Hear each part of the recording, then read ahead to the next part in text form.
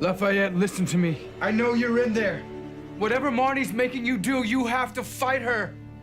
I think that Nelson Ellis is an extraordinary actor, and I think it's asking a lot for an actor to make a shift like this. You think your little fry cook can overpower me? I found that it wasn't so much about having Nelson play another actor as it was trying not to play Lafayette. The challenge was not to mimic her, because in fact the spirit is inside of his body using his vocal cords, and so you couldn't just do an imitation of, you know, Fiona Shaw playing Marnie. It was about sort of interpreting the idea that he has a spirit of a 40-something-year-old woman inside of his body, which is really specific and complicated, and I think he's done a phenomenal job. I'm sorry. Writing the scene where Jesus says goodbye was an important moment to me, because I didn't want to do the cliche version of a ghost coming back and saying, you know, I will always be with you. I mean, how many times have we seen that scene? I came from a place of Jesus was okay with it. He was like, look, all the crap that we dealt with on this earth, none of that matters anymore. I'm fine. That sort of, I think, in a way, releases Lafayette from the guilt. Lafayette is now a medium, and Jesus is a spirit. I think it'll be interesting to see where that relationship goes. I don't really know.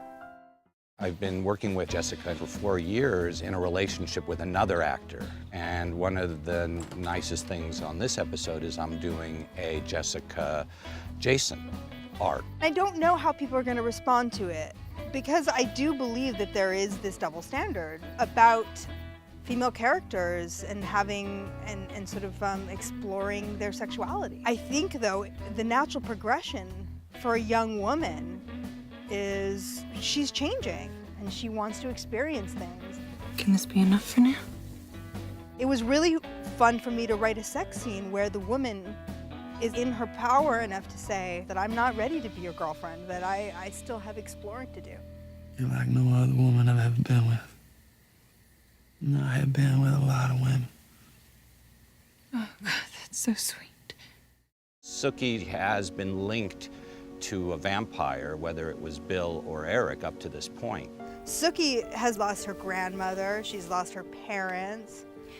In this episode, she loses her best friend in the world.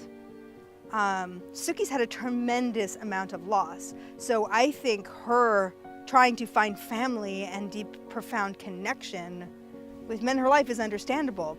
There's only one way I see this ending, and it's me walking away with neither of you. Sort of a new chapter for her, and I'm interested to see where it takes us in season 5.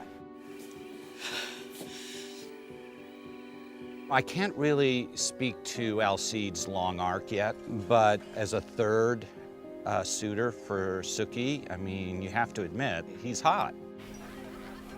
I'm done with the drama.